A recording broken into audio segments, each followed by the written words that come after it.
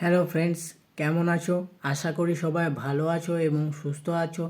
আজ আমি তোমাদের সঙ্গে কোনো মুভির রিভিউ নিয়ে নয়, আজকে আমি আলোচনা করব 2024-এর ফিল্মফেয়ার অ্যাওয়ার্ডের ব্যাপারে, যেটা কিছুদিন আগেই হয়েছে। এবং সেই ফিল্মফেয়ার অ্যাওয়ার্ডে কে কী অ্যাওয়ার্ড পেলো, কোন সিনেমা কী অ্যাওয়ার্ড পেলো, চলো সেই নিয়েই একটা ডিসকাশন তোমাদের সঙ্গে করব। ফার্স্টেই বলি, বেস্ট অ্যাক্ট্রেস এর অ্যাওয়ার্ড পেয়েছে Alia Bhatt for movie Rocky and Rani Ki Prem Kahani. Best actor এর অ্যাওয়ার্ড পেয়েছে Ranbir Kapoor for movie Animal. Best playback singer এর অ্যাওয়ার্ড পেয়েছে Bhupinder Babbal for movie Animal. Best dialogues এর অ্যাওয়ার্ড পেয়েছে Ishita Moitra for Rocky and Rani Ki Prem Kahani. Best film এর অ্যাওয়ার্ড পেয়েছে 12 ফেলথ। বেস্ট ডিরেক্টরের অ্যাওয়ার্ড পেয়েছে Vidhu Vinod Chopra for 12 fail. Best lifetime achiever awards পেয়েছে ডেভিড ধাওয়ান, আমাদের বরুণ ধাওয়ানের বাবা। বেস্ট সাপোর্টিং অ্যাক্ট্রেসের অ্যাওয়ার্ড পেয়েছে Shabana Azmi for movie Rocky and Rani Ki Prem Kahani. Best supporting actor এর অ্যাওয়ার্ড পেয়েছে Vicky Kaushal for movie Dunki. Best lyrics এর অ্যাওয়ার্ড পেয়েছে অমিতাভ ভট্টাচার্য ফর তেরে वास्ते ফর মুভি যারা হাটকে যারা বাচকে। বেস্ট মিউজিক ডিরেক্টর অ্যাওয়ার্ড পেয়েছে একজন দুজন নয় বন্ধুরা, এই লিস্টটা একটু বড়, চলো তোমাদের সঙ্গে ডিসকাস করি। এটা প্রথমে রয়েছে প্রীতম চক্রবর্তী, তারপর রয়েছে বিশাল মিশ্রা, তারপর রয়েছে আসিম কামজান, তারপরে জুনেদ, প্রচুর মানুষ রয়েছে এবং সবকটাই একটাই মুভি। এটাই হচ্ছে সবচেয়ে মজার বিষয়, মুভির নাম হলো Animal. So best actors for critic choice award পেয়েছে Vikrant Massey for 12 fail movie. Best actors for critic choice পেয়েছে Rani Mukherjee for Mrs Chatterjee and Norway movie. Best screenplay award পেয়েছে Vidhu Vinod Chopra for 12 fail movie. Best cinematography award পেয়েছে অরুণ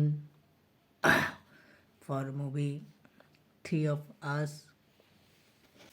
best costume designer award পেয়েছে একজন নয়, এখানেও একটু লিস্টটা বড়, যথেষ্টই বড় বন্ধুরা, চলো একটু শেয়ার করি। এক হলো সোহম লাভেদ দেগলেকার, দিব্যা গম্ভীর, নিধি গম্ভীর এবং একটাই movies Shyam Bahadur.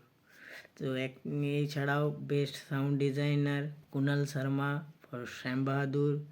Best VFX Red Chilli Entertainment for movie Jawan and best production design Subrata Chakraborty, Amit Roy for Sam Bahadur movie. তো বন্ধুরা, একটা কথাই বলবো, এই যে ফিল্মফেয়ার অ্যাওয়ার্ড হয়েছে, এইটা যা হয়েছে ভালোই হয়েছে, আমি এর এগেনস্টে যাচ্ছি না এবং এর এগেনস্টে আমি কোনো কথাও বলছি না। শুধু আমার নিজের কিছু ইচ্ছা ছিল যেগুলো আমি আশা করেছিলাম, সেই আশা একটু পূরণ হয়নি, তাই আমি একটু নিরাশ হয়েছি। যেমন ধরো, আমি ভেবেছিলাম জওয়ান মুভিটা অ্যাটলিস্ট কিছু একটা তো অ্যাওয়ার্ড পাবেই, কিন্তু তা বলে যে ভিএফএক্সের অ্যাওয়ার্ড পাবে এটা আশা করিনি। এবং ভেবেছিলাম যে আফটার কোভিড বলিউড একবারে কোথায় যেন হারিয়ে গেছিলো, সেই বলিউডকে ফিরিয়ে এনেছে একজন, সেটা হচ্ছে কিং খান।